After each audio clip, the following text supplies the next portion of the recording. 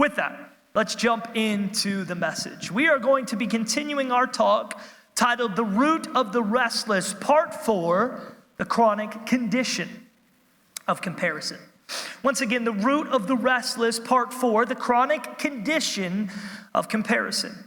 Once again, as somebody who's, obviously, I'm 55 years old, just kidding, but I've been in ministry now for almost 15 years, and as somebody who's been around Christians a decent amount, and I would say the secular world a decent amount too, because those two things are important to do as Christians, believe it or not.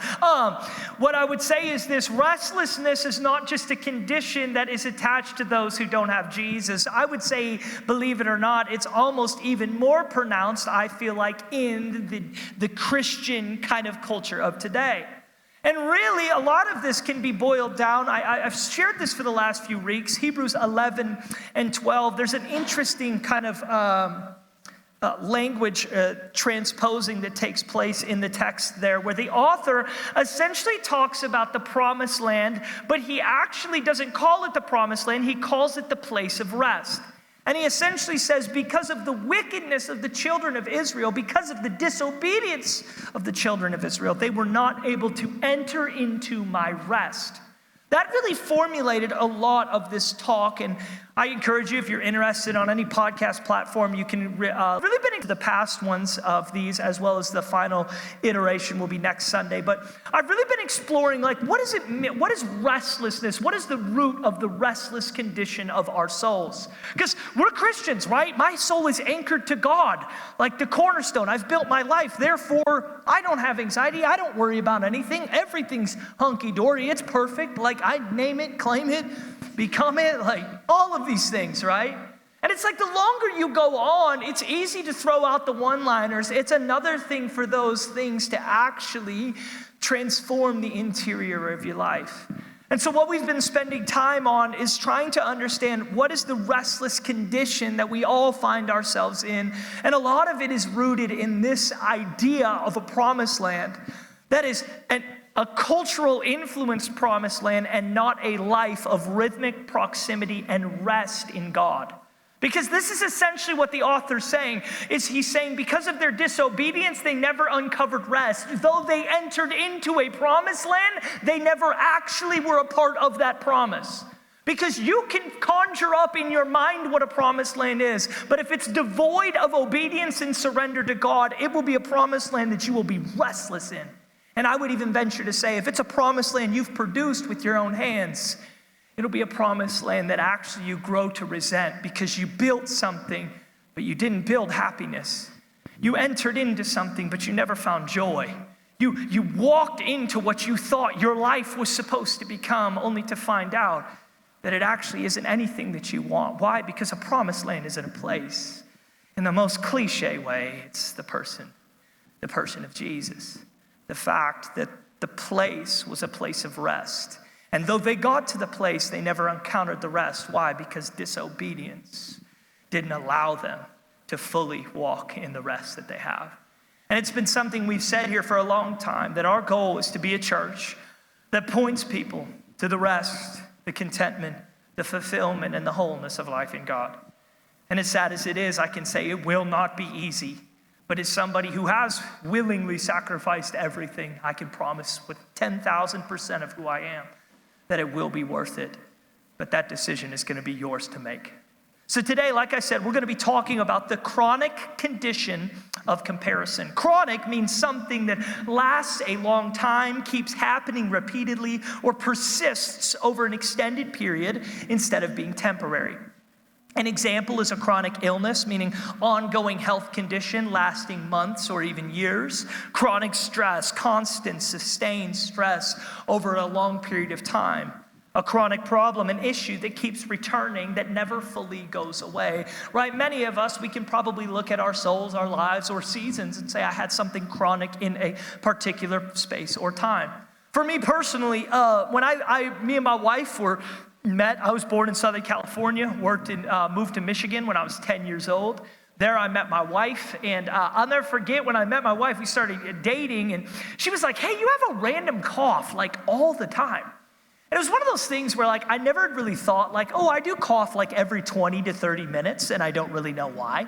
But it was one of those things where as me and my wife grew closer, she's like, yeah, you like have a persistent cough, a chronic cough.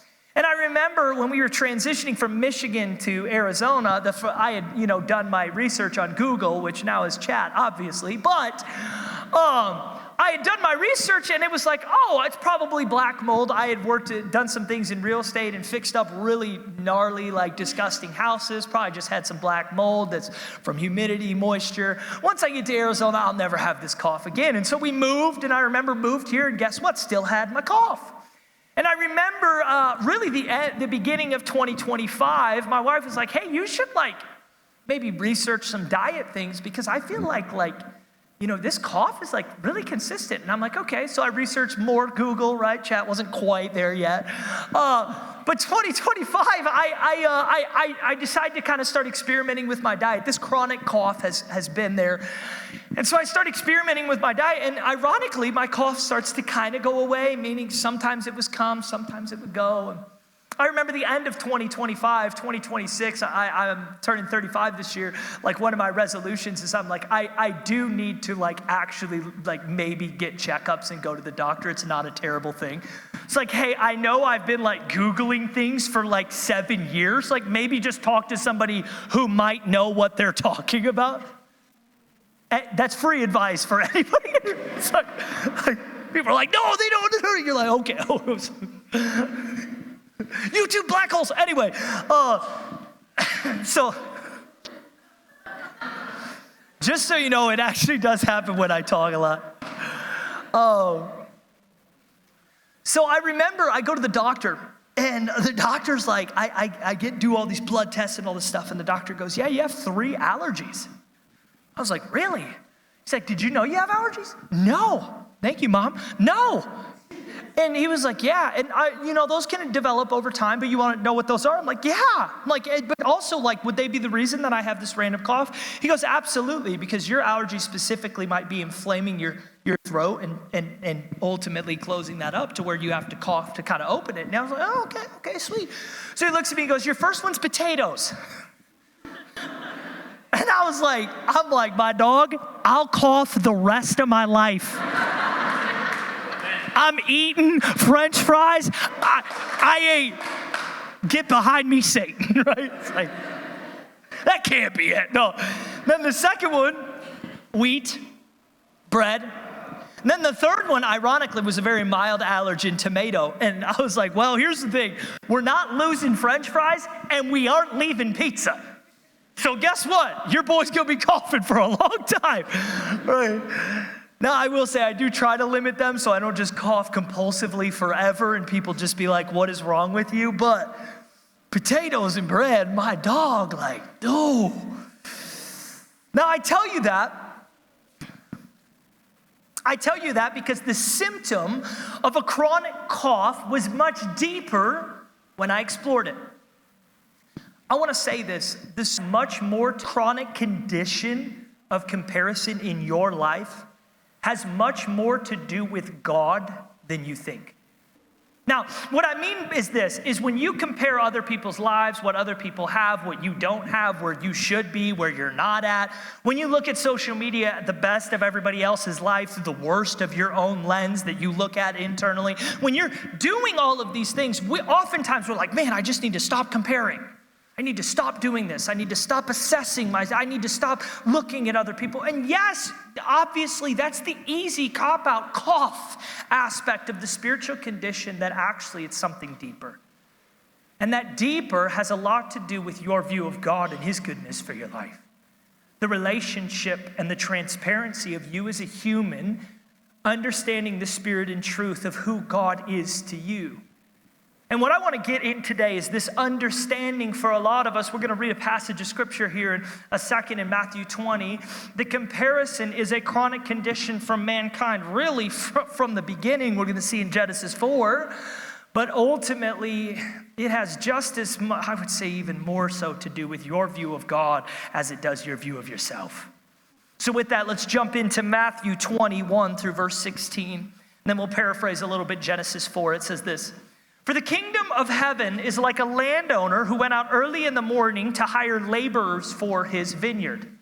When he had agreed with the laborers for a denarius for the day, he sent them into his vineyard. Now, we know historically the denarius was the day wage. We know historically that's kind of found all throughout Scripture, and you can kind of do your own research. Now, what's interesting is the first place is this. He goes out in the very first beginning part of the day, and it says, we have agreed upon. This is what I'm going to get paid for the work that I'm doing. This is what you're going to get. Continuing on, it says this. And he went out about the third hour and saw others standing idle in the marketplace. Notice that word idle.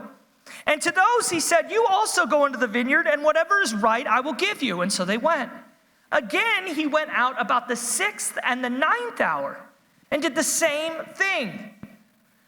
And in doing the same thing, and about the 11th hour he went out and found others standing around, and he said to them, why have you been standing here idle all day long? They said to him, because no one has hired us. He said to them, you go into the vineyard too.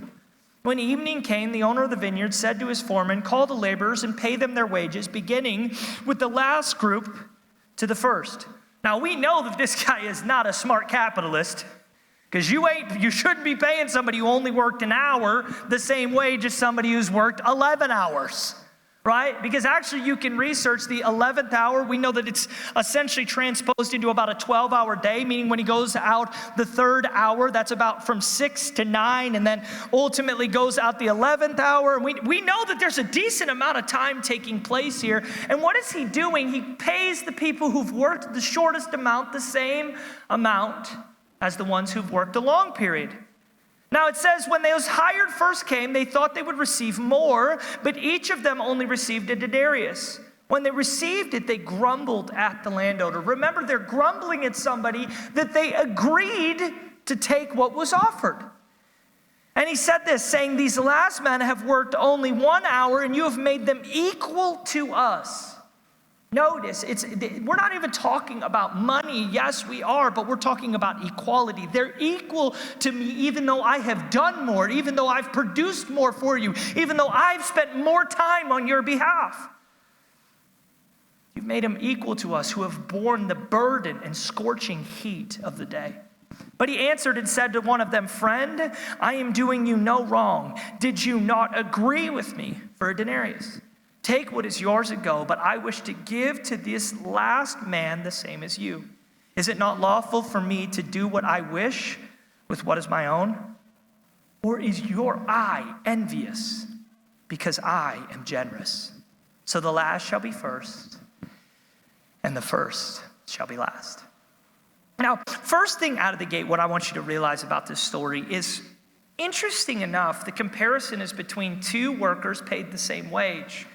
But if you notice, the interaction is not actually taking place between the workers, it's taking place between the master. Now, I need you to fully understand, I think this is such a great place for comparison to start, because first off, when I say stop comparing yourself, mentally you're probably saying, okay, well, I know the person I've compared myself to. I've followed that social media page of that person who I wish I had what they had. We can kind of fill in the blank, but here, there's never a time where the two parties are actually communicating. It's only communication with the master.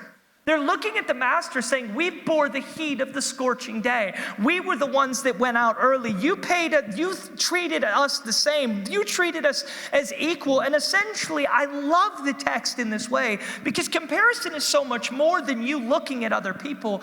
It's actually a conversation between you and God's goodness. Are you mad? Are you envious at his generosity? Now, some of us could fill this in and kind of have our own cop-out here where it's like, I'm not envious at his generosity. They were sinful, so they shouldn't have what they have and all of this. We're not going to get into like the black and white of what other people are doing that we don't think they deserve. Let's get into the gray of feeling like we're better than people. Because that's what it is. When you look at what somebody else has and you say they shouldn't have it, what are you really saying? I should have it, or that I should be the judge of what they should have. That sounds like the master's job, doesn't it? Because this is what comparison actually is about. Who is the master? Is it you? You're not paying the wage. You're not the one pronouncing the blame. Are you envious at generosity?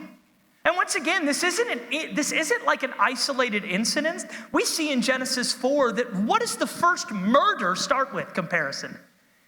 Cain looking at his sacrifice, and it says that God looked more favorably on Abel, his brother's sacrifice. What drove a man to kill his brother? The fact that he didn't give something as good as his brother, or the comparison of what he had done versus the comparison of what the brother had done. See, what am I really trying to get at today? For a lot of us in this room, what we have to understand is comparison is not just your view of people, it's your view of Jesus. It's your view of the master. It's your view of what you think the master should be doing, or your distrust with what he has done, even though you're not willing to say it. Or should I say it like this in the most American way, is that we've been raised to be the judge, the jury, and the executioner of all righteousness. But guess what? We are unrighteous. Meaning that if we're the judge, the jury, and the executioner, we're creating distance from the one who actually is that actually we need to go close to for ourselves. Because the more that I like to measure the scales of somebody else's sin, boy, am I met with my own. And what am I trying to get at? Comparison. What I'm really trying to get at is this. We need to transpose that if you're stuck and trapped in comparison, right? We need to exit that reality, because ultimately it will rob you of the consecration, the calling, and the promise that God has for your life. Constantly assessing what you're doing with others while failing to recognize what God has maybe invited you into right now in your day-to-day life. So with that today, like I said, we're going to talk about how to walk free of culture's pressure to always compare. How do we walk free of culture's pressure to always compare? Because as sad as it is, that is something we are baptized into culturally. Meaning that the older we get, I remember, man, 7th grade, trying out for basketball. 7th grade B team, because I was 4'6", 82 pounds. All heart. But I'm going to tell you this, I had the dopest Jordans on my team. Why? Because I may not have had the hoops, but I had the sneaks. See, what am I trying to say? Some of us, we don't have the ability, so we try to get things that kind of prop up who we are and make our image look like we have what other people do. That was very deep. But I say all of this to say that there is a cultural trap and pressure to always be comparing yourself to others. And what you might find is actually, if we're honest today, that's where a decent amount of your restlessness is coming from. Not what God hasn't done for you, but rather what God has done for others that you don't think they deserve. What God has done for others that they didn't work as hard as you do. They haven't been in the scorching heat of the day. But ultimately, it is not our job to grow envious at our master's generosity. So with that today, like I said, we are going to talk about how to walk free of culture's pressure to always compare. Number one is this. Comparison distorts your view of God. Is your eye envious because I am generous? Comparison makes the generosity of God feel offensive instead of beautiful. The workers were angry that someone received something they didn't think they deserved. Comparison turned worship into murder. And be careful that you don't allow it to do the same in your heart and mind at the expense of relationships and being a light in this world. I say that because I hope today that your comparison is not going to lead you to physical murder. And if it's getting close to that, talk to me afterwards, right? But what I will say is I do believe a lot of us don't realize that comparison could be murdering your calling, your light, your love, and your life to the world around you, because you're so focused on the world that you can't be in tune with what heaven is calling you and consecrating you to do. See, the enemy doesn't need to destroy your life if he can distract you with living someone else's. And the great distraction of comparison is instead of a unique calling, we become an assembly line of whoever we follow or influences us. If I were to come up to you and be like, hey, are you living holy, right? Some of us immediately would be like, what? Like, it's a lofty word, right? You think about holy. But when you think about the definition, it's a little bit more disarming, right? Holy. Be holy as I am holy, we know the scripture says. But what is holy? Unique and distinct to look upon is the definition. Unique and distinct to look upon. So if I were to come to you and say, hey, are you living holy? The question is not, are you living this lofty level of righteous, heavenly, all of these things? And obviously I know that there's some merit there. But it's also, do you live unique and distinct to look upon? Because here at our church, when we started Fixate, our goal was if we could restore the gaze of humanity back to the Creator would create again. And what I mean by that is many of us, we want a life in God. We just don't want him to create anything with our life when we're in God.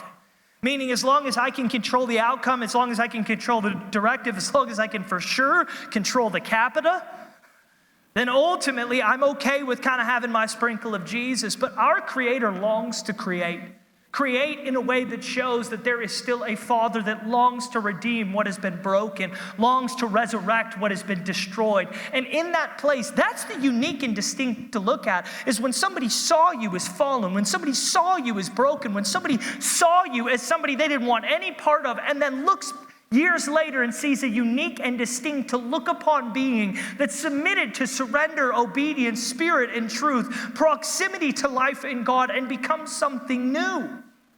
Sadly, though, we love to focus on the old. We love to compare with the current. We don't think about what does it look like to build a life that transcends whatever I've done and becomes unique and distinct to look upon. See, comparison robs you of unique and distinct because you get so infatuated with common. You get so infatuated with culture. You get so infatuated with that brand of couch that I have to have in my house. And I say all of this to say, what is it really robbing you of? Contentment. Because you can't be at peace with yourself because you're constantly trying to be somebody else. Second thing I have for you today is this. Comparison distorts your view of facts and view of self. They agreed to the denarius. They were satisfied until they started looking sideways. And when you start looking sideways at everyone else, your life will get sideways quickly. Comparison as a way of convincing you that your life isn't blessed, it's barren. We're trapped in a culture of people building personality while losing identity. Everyone constantly hoping to get the blessing of someone else by sacrificing authenticity to become someone else. Whatever your belief for the work of the vineyard and God to become in your life, know this: it will not be born of imitation, only a life of consecration. For you cannot find the life of God while obsessing over someone else's life that you wish that you had. And the eye of comparison will never see God clearly. You know, I want to frame this comparison and consecration, right? I want us to fully understand the difference between the two, because one, consecration says life unto God, unto the calling, the devotion, the rhythm, the relationship that sets apart who I am and what I live for, versus comparison, trying to be what everybody else always has already been. See, comparison focuses so much on others, it loses sight of self. Consecration is a life focused so much on the spirit and truth of Jesus that becoming unique and distinct becomes a byproduct. Comparison works to have what others have. Consecration views work as redemptive purpose, as an example of showing who I serve and partnering with his kingdom going forward on the earth. Comparison is a cultural lifestyle creep and is impulsive and unpredictable. Consecration thinks critically about why it's doing what it's doing and makes decisions rooted in prayer and deep discernment. If your life is always looking sideways, it's going to feel sideways. And sadly, I think generationally, as technology and social media and these things have so kind of permeated the membrane of all of us, what it's really cost us is authenticity. What it's really cost us is that secret hidden life. I just prayed, I forget his name over there, but I just prayed over somebody. What would it look like to be somebody who trusts that if I will fight the lions and the bears of the secret, that God will unleash me to fight the Goliaths of the public that liberates and brings freedom to those around me? See, what is the invitation to consecration is to not focus on instantaneous gratification. Is to not focus on the impulsive nature to buy and appease myself with materialism and superficiality. What does it look like to sit and say, God, I have been restless, but the reason I've been restless is because I've been focused on being everybody else, and I've never known what it means to be me. It is in that place that we start in sanctification, which says, God, redeem what is broken, resurrect what is dead. May I become a new creation and not just treat you as another self-help mechanism. In that place, you will understand that consecration brings about what your soul actually craves. It brings about what the purpose that all of us long to have brings, which is, in all honesty, only found in the hands of God. It's not going to be found in an hour time with me praying over what does God have for your life. It's this constant rhythm and relationship that God starts to unearth the creative destiny he has for all of us. And that creative destiny often, it might include our talents, it might not. It might include where you are right now, it might not. It might be the location you're in right now, it might not. What it does include is being so close to Jesus that you let him breathe on your life. And in that place, just as man was formed of that breath, so too your destiny is formed of that breath as well. The third point I have for you today is this. The workers were given what was promised at the end, but instead of the ability to receive and rejoice in the wage, they grumbled and complained. Comparison strips gratitude, turning it into grievance. Religion says, I worked longer, but grace says, I serve a generous master. The question behind it all is, do I trust in God's goodness? Do I trust the master to be fair? My mind screams, I'm worth more, have done more, deserve more. But do I believe and rest that he is good and will be good to me? For comparison is the symptom, but distrust is the disease. See, this is really what I want to land the plane on for us today, is that many of us were comparing ourselves with people around us, and really all we're saying is, God, I don't trust you to produce something. I have to produce something in my own strength, my own might, or my own talent, or theirs. And in that place, maybe I'll feel secure. Maybe I'll feel at peace with the purpose that I have for my life. And what I'm inviting all of us into is self-awareness. Because just as that cough turned into allergies, comparison can turn into distrust quickly. Just as that cough revealed that I maybe needed to stay away from these things, so too does comparison reveal maybe is there areas of my life that I don't trust that God is good, that I don't trust that God will produce what his word says he can, that I don't trust that God can do things with my life, even though I see in Scripture over and over that he produces with lives as ordinary as mine. It will be hard to hear God clearly if you're measuring yourself against others constantly. For comparison is what happens when somebody else's blessing starts to just feel like your robbery every single day. When all you do is get mad at God for what he's doing for others. When all you do is see somebody get something and wish that that was you getting something as well. All you've turned into is the worker in the field that says, I'm in the scorching heat of the day. And what is God saying? Are you envious about my generosity? I would even say this is robbing. If you want to talk about rest, what is it? What is a similar word? Contentment. What does contentment mean for you? Now, I want to be very clear. If you couldn't tell, I'm a pretty hardworking, driving person. But my contentment and my life is not about I'm going to be hardworking and driven in order to get, in order to do. And frankly, if I'm really 100% honest with you, we could have, me and my wife planted in a lot of different places and done a lot of different things and had a lot more people. But it's always been about purity. It's always been about depth of personhood. It's always been about going to a place in which God would meet us in full faith and trust. You know, to properly articulate this, I want to share a story. A few weeks ago, I shared that we had a huge branch down at my house. It was a big branch, and it felt pretty close to where my house was. And so my procrastinative self was like, okay, I definitely need to get that taken care of. And then 2 days later, another branch fell, and I'm like, yeah, I'm going to get that taken care of really quick. I got 2 kids, all right. And so what's interesting is my tree isn't that big. And what I mean by that, it's like a medium size in Arizona, Michigan, which is where obviously I was raised. It would be a small tree, but Like I said, it's a medium to even smaller size tree. I didn't think it was that big. And so I remember talking to a few guys and getting some quotes. And there was a guy who came out, and he was 60 years old, who ended up cutting down the tree. He'd been cutting trees for 40 years. And so when he came out, he gave me a quote on the tree and said, all right, I can cut it down. And I said, great. And so he comes out and cuts it down. He's like, oh, this will be pretty easy. And it actually ended up taking a third day, 3 days to get this thing down. And there was so much wood that he actually had to leave behind. And what was interesting is I remember talking to him, and luckily for Facebook Marketplace and Memorial Day weekend campfires, so I put it up for free, and boy, we've had the I-10 going through my alley getting firewood out of the back. But we were having a conversation, and he looked at me and he said, man, I've been cutting trees for 40 years. I had never seen a tree like this. I said, what do you mean? He said, this isn't the biggest tree I've cut down. Not even close.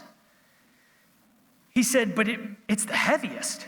And I said, what do you mean? And he says, well, it doesn't have the reach. It doesn't have the branches. It doesn't have even the root system.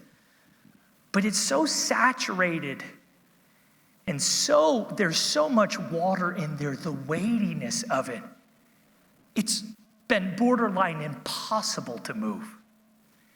And I remember he said, we took our first load out, and it was 12,000 pounds, and you still have at least 2 other loads back there. And he goes, just for me to dispose of all of that wood, I would have probably lost money on this job, because when you look at the outside, it may not look big, but when you get inside, it is so saturated and so full of water that it carries a weightiness that cannot be handled. I've thought about that on this sermon.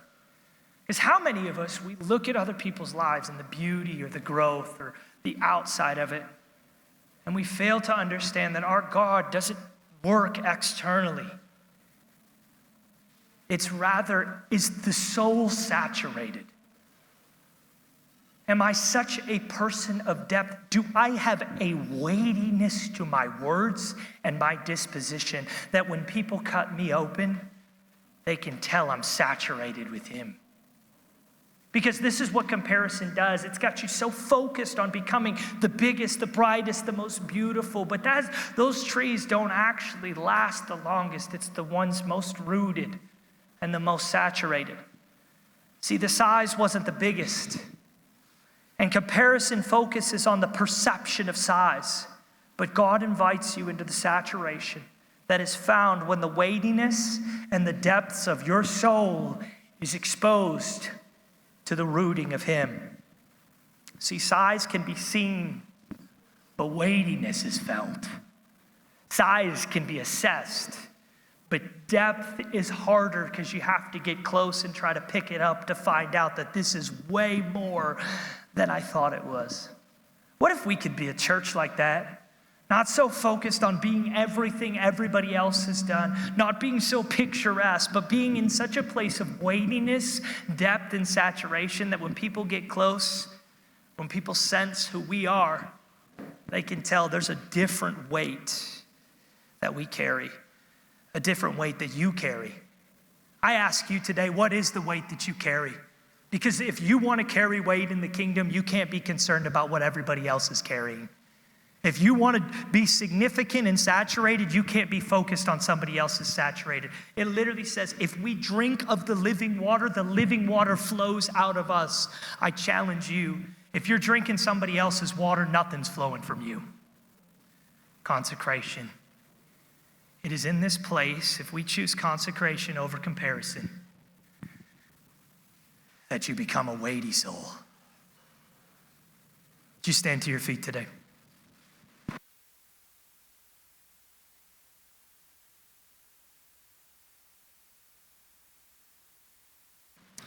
As is our practice here, I invite you to be still and know that He is God. What I mean by that is if you would bow your heads and close your eyes. We're going to take a minute or two to just posture our hearts to receive today. So if you're in this place and you're looking and needing a time of reflection or saying, God, what is it you're speaking to me about comparison? What is it that you're inviting me into self-awareness and self-assessment? Wherever you are, create space to be still and know that He's God. We're going to create that time together. Then we'll recite the Lord's Prayer and worship with one final moment. Let's be still.